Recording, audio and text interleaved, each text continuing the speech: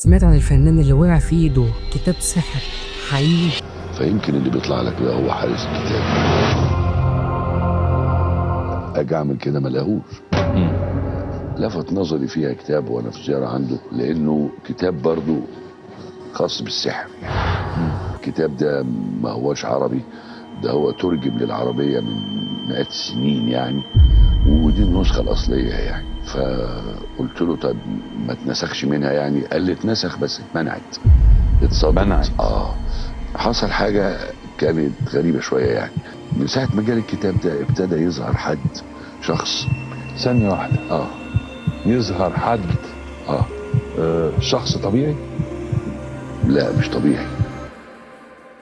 الفنان احمد راتب حكى قصه مرعبه جدا. قال ان في يوم من الايام وقع في ايده كتاب سحر حقيقي. في احد اللقاءات مع برنامج عفاريت حسين الامام للفنان الراحل المحبوب حسين الامام، كان موجود معاه احد الضيوف الفنان احمد راتب، وبسبب كتاب السحر اللي بيقول عليه ده حصلت مصيبه مصر كلها سمعت عنها. ده غير الخيال او الشخص المرعب اللي هنعرف سوا من الجن ولا من الانس اللي فضل ملازمه طول عمره. فمين الشخص ده وايه اللي حصل مع الفنان احمد راتب وايه القصه بالتفصيل وازاي جاب الكتاب، كل ده نعرفه النهارده. مطولين مع بعضنا شويه، حضر التسالي، الاندومي بقى، كوبايه الشاي، قهوه، اي حاجه بتحبها، ويلا بينا. الفنان احمد راتب بيحكي وبيقول من حوالي كام سنه كده جالي تصوير فيلم ان انا هصور في الامارات. جهزت وحضرت شنطتي ورحت سافرت هناك، والدنيا لحد هنا زي الفل. فالفنان احمد راتب نزل سوق مشهور جدا في الامارات. السوق ده مشهور ومعروف جدا في دبي. فهو بيتمشى كده بيدور على اي حاجه قديمه كده انتيكه يشتريها، لان الفنان احمد راتب بيعشق اي حاجه قديمه، كتب، ساعات، سيديهات، اي حاجه قديمه بيحب جدا يشتريها ويحتفظ بيها. فهو بيدور كده ويمسك دي ويمسك دي ومش لاقي حاجه عجباه، وقفه شاب عشريناتي كده شكله غريب شويه وقال له اساعدك في حاجه؟ في حاجه معينه بتدور عليها اساعدك فيها؟ احمد راتب بص له كده وقال له مش حاجه معينه يعني، انا بس بدور على اي حاجه قديمه اشتريها. فالشاب بص الفنان احمد راتب وسكت كده، والشاب قاعد بيفكر وراح بص الفنان احمد راتب وقال انا والدي عنده مكتبه فيها كتب قديمه، فلو حابب يعني تيجي معايا تبص عليها تشوفها انا ما عنديش مشكله. الفنان احمد راتب بيبص للشاب وعمل حاجه غريبه، راح مع الشاب ده بدون اي تفكير. ما هو بالبلدي كده ما ينفعش اجي اقول لك تعالى معايا فانت تيجي، وده غير ان انا في بلد مش بلدي، ومش قصه بلد مش بلدي، انا حتى في بلد انا ما ينفعش اعمل حاجه زي كده، ما انا ما اعرفوش. لكن الفنان احمد راتب رجله كانت بتسحبه لحاجه مرعبه هتحصل له، وكل ده بسبب الفضول. وراح مع الشاب ده وراح فتح المكتبه وبص كده وعينه جت على كتاب قديم ومميز جدا، كتاب معمول من الجلد وصفحاته اللي معموله من الورق المختلف عن العادي، كتاب ضخم وبان عليه ان هو كتاب اثري. احمد راتب اتمشى خطوه في الثانيه وراح مسك الكتاب وبيبص عليه يمين وشمال، قاعد بيبص الكتاب كده ومصدوم، الكتاب شكله قديم وفخم جدا. فالشاب لاحظ اعجابه وقال له على فكره الكتاب بقاله اكتر من 500 سنه، وعلى فكره دي النسخه الاصليه الوحيده. قال له يعني النسخه الاصليه الوحيده؟ هو الكتاب ده ما اتعملتش منه نسخ قبل كده؟ لفت نظري فيها كتاب وانا في زياره عنده. قال لي الكتاب ده ما هوش عربي، ده هو ترجم للعربيه من مئات السنين يعني، ودي النسخه الاصليه يعني. فقلت له طب ما تنسخش منها يعني؟ قال لي اتنسخ بس اتمنعت، اتصدمت. لانه كتاب برضو خاص بالسحر. زي ما انت سمعت اتمنعت. طب ليه؟ الفنان احمد راتب بعد لما سمع الجمله دي فضل مستغرب كده وبص للكتاب كده من غير ما يفتحه، عمال يقلب فيه ومبسوط، وراح بص للشاب كده وقال له ينفع اخد الكتاب؟ الشاب فضل ساكت كده وعمال يفكر وقال له ماشي ما يغلاش عليك، بس قبل ما اديك الكتاب انا هديك رقمي، لو حصل معاك حاجه كده ولا كده كلمني فوري. وبنبره الشاب كده تحس ان هو بيقول للفنان احمد راتب ان في مصيبه جايه هتحصل لك. وخد الكتاب الفنان احمد راتب ورجع على بيته، وبعديها تاني يوم حضر شنطته ورجع على مصر. احمد راتب وهو حاطط الكتاب في الشنطه حاسس بحاجه غريبه، حاسس ان في مصيبه جايه هتحصل له، والشنطه اللي ماسكها اللي فيها الكتاب حاسس ان في حاجه غلط. لما وصل على مصر طلع الكتاب من غير ما يفتحه وحطه في مكتبه كده فيها كتب معينه، وقال من بكره ان شاء الله هبدا اقرا فيه. تاني يوم الفنان احمد راتب تحصل معاه حاجه غريبه جدا. المفروض ان هو عامل حسابه ان اليوم ده ما فيهوش شغل. انا عايز اقولك ان الفنان احمد راتب من اول يوم لحد اخره ما كانش فاضي، كميه شغل مرعبه جات له في اليوم ده انا وانت ما نتخيلهاش. روح على بيته كان تعبان جدا، دخل ينام وصحي تاني يوم، وفي نص اليوم كده قال ان انا هقرا في الكتاب، ولسه بيقرب من الكتاب يلاقي ان تليفونه بيرن، والغريب ان دي مكالمه مهمه جدا لازم يرد عليها. بالبلدي كده اللي عايز اقوله لك، كل ما يحاول يقرب من الكتاب تحصل حاجه غريبه تشتته تمنعه ان هو يقرا فيه. تعدي الايام والفنان احمد راتب كان بيجهز نفسه لدور. هو متعود ان هو لما بيحضر نفسه لدور بيمثل قدام المرايه، يشوف تعابير وشه، حركاته، طريقته في الكلام. وهو بيحضر نفسه لدور وبص للمرايه وعمال يتكلم ويمثل، ليه ان في شخص غريب واقف وراه لابس جلابيه سودا وعليه حاجات غريبه، حاجه لونها احمر كده شبه بنقطه الدم. حصل حاجه كانت غريبه شويه، يعني ان من ساعه ما جالي الكتاب ده ابتدى يظهر حد، شخص. ثانية واحدة. اه يظهر حد. شخص طبيعي؟ لا مش طبيعي.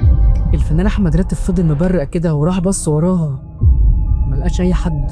مش طبيعي ازاي؟ يعني هو ضخم جدا ولابس مش قميص، يعني زي جلابيه كده بس واسعه قوي. ظهر لك فين اول مره؟ ما هو مش المشكله شكله ولا اللبس اللي هو لابسه، هو المشكله مساله الظهور. يعني مثلا اروح عند التلفزيون، اركن العربيه الاقيه واقف ورا الازاز عند مبنى التلفزيون. عند مبنى التلفزيون وبيبتسم لي ابتسامه معينه كده. طب ايه العجيب في كده؟ ايه اللي خلاك استغربت؟ ما جايز دي اول مره؟ جايز يكون مثلا منادي، جايز يكون حد عايز طالب حسنه جايز كده يعني. لكن انت جالك احساس؟ جالي احساس ان انا بضيق. ليه؟ فهو مجرد ان انا مثلا افتح التابلو اخد منه الورق اللي انا هشتغل منه ولا حاجه، اجي اعمل كده ما الاقوش. فاقول مشي. اول مره اقول حد كان واقف بص عليا ومشي. اجي يعني نازل الصبح او انا مثلا بالليل في البيت ساعات. انت احسن مش عايز تحكي؟ لا في حاجات انا لاحظ انك بتخبي حاجات. لا يعني مثلا يمكن مثلا ساعات انا يمكن الناس تقول لي يعني مجنون ان هو بيتكلم المرايه وبتاع. انا ساعات في ادوار معينه عايز ابقى اشوف شكلي هيبقى ازاي وانا داخل فيها، فممكن اقولها قدام المرايه، يعني اقول جملتين او حاجه او اقعد ابص في شكل وشي، يعني اعمل منه ايه، يبقى شكله ازاي، اخد احساس معين واتفرج عليه يبقى شكله ايه. فمع المرايه ممكن فجاه ابص الاقي حد واقف وهو واقف ورايا وباصص معايا. هو واقف وراك ثانيه واحده في مرايه في بيتك؟ في بيتي. يعني انت فجاه وانت واقف في المرايه ايوه لقيت الشخص هو واقف ورايا. اتدورت ما لقيتوش. الغريب ان الشخص ده كل شويه بيظهر له. المصيبه والكارثه مش في هنا، الغريب ان قبلها برضه الفنان احمد راتب كان واقف على المسرح بيمثل لدور، فهو بيمثل كده وبيحضر نفسه للدور. هنلاحظ حاجه غريبه، بص قدامه كده على احدى الكراسي ولقي ان الشخص الغريب اللي بيظهر له قاعد على الكرسي مبتسم. وفي لحظه واحده كل الناس اللي واقفين على المسرح اللي بيمثلوا والناس اللي بتتفرج اختفى كلهم، ومبقاش غير في واحد بس بيتفرج، وهو الشخص الغريب المرعب اللي بيظهر الفنان احمد راتب. احمد راتب بيبص للشخص وبيبص حواليه، مفيش اي حد، مش شايف حد خالص غير الشخص ده. وفي ظل السكوت كده وعمال يبص حواليه رجعت كل حاجه لمكانها. الناس اللي بتتفرج رجعوا والممثلين والاضاءات رجعت تاني، الا حاجه واحده وهو الشخص الغريب اللي بيظهر له. الكرسي اللي كان قاعد عليه فاضي. اطلع على المسرح امثل، فالاقيه قاعد في الصاله وليه ابتسامه يعني كده باصص لي مبتسم كده. لقيته قاعد في وسط الجمهور؟ وسط الجمهور. كويس، يعني ده برضو شيء طبيعي. ما انا هي اللي مش طبيعي انه يطلع في المرايه في البيت. ومش طبيعي برضو في المسرح ان انا اتاخد للحظه وبعدين ارجع للتمثيل تاني، وبعدين لازم اشوفه وارجع فما الاقيهوش ولا الكرسي فاضي. طب واسال بعد كده يقولوا انه ده كان كرسي محجوز بس صاحبه ما جاش. يعني كل الناس شايفه الكرسي ده فاضي؟ شايفاه فاضي كلها، ما عدا انا شفته في لحظه ان هو موجود. يعني انت اهتميت وندهت حد من اداره المسرح قلت لهم الكرسي الثاني كان اول صف؟ ايوه لا مش في اول صف، تقريبا في الصف الرابع. قلت لهم كان في رغم ان المسرح عرش كومبليه وحاطين كراسي اكس وكده، انما كان في كرسي فاضي قال لي بيبقى في ساعات ناس بتحجز مثلا ويشوف الفصل الاول وله ظروف معينه يمشي فيحجز مره تانية ويجي على الفصل الثاني، فاحنا ما بنقدرش نتصرف في الكرسي ما دام دافع حق التذكره. بس ما جاش خالص يعني، لحد ما يحصل موقف حصل مع الفنان احمد راتب هيقلب القصه 180 درجه. في الوقت اللي بيحكي فيه القصه الفنان احمد راتب كان موجود ماتش الاهلي في نهائي افريقيا، فالفنان احمد راتب اهلاوي اصيل وراح هناك الاستاد عشان يشجع فرقته، وقاعد بيشجع كده ويبص حواليه يلاقي ان الشخص الغريب ظهر له ومبتسم ابتسامه غريبه كده وفجاه اختفى. اغرب مره شفت فيها يعني ان انا لقيته جنبي مباشره. فين؟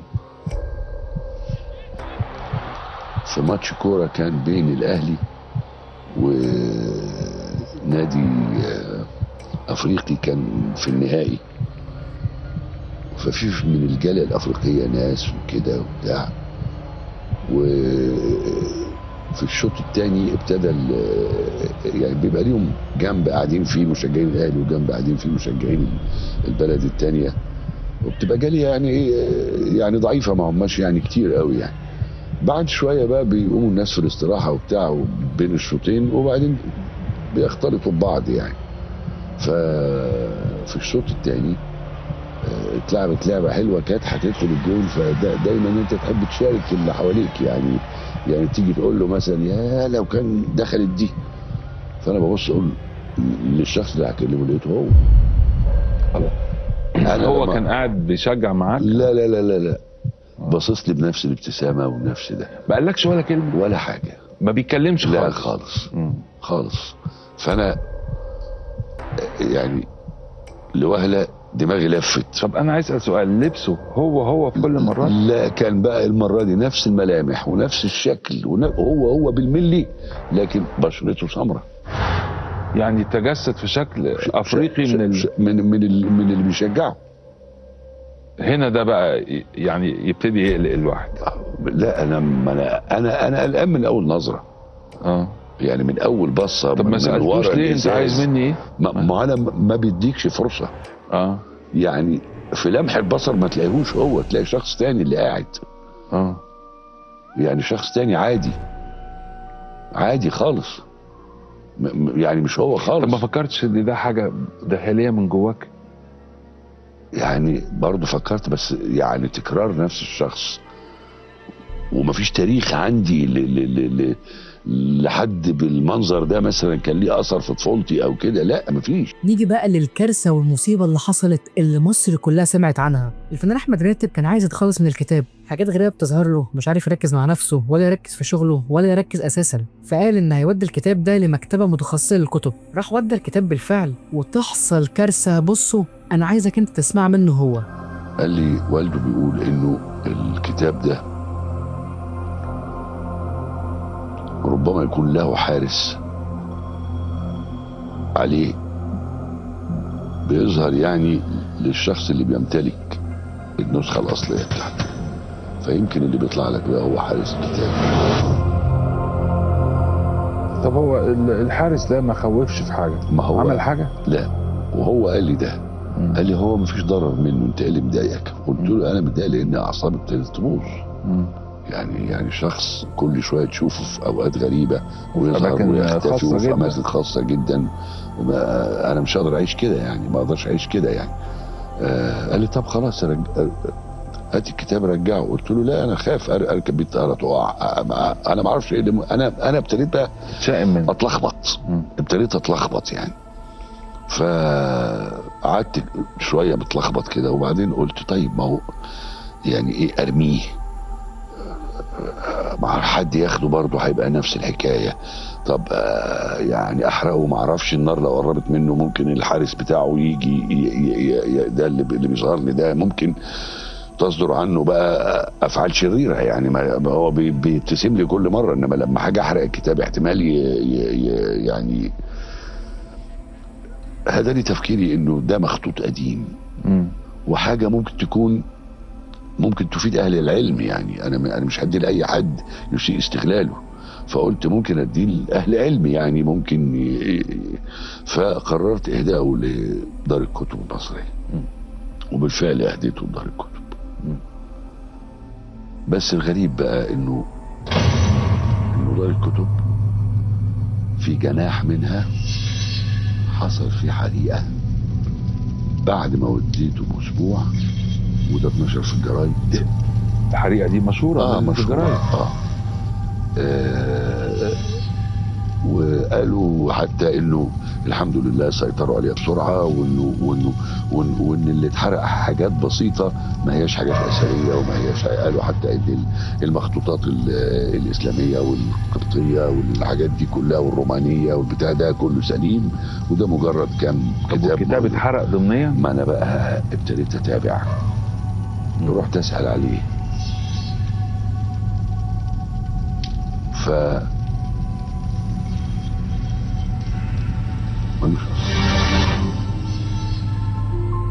الراجل لما ظهر لك في المسرح انت قلت كان قاعد في الصف الخامس؟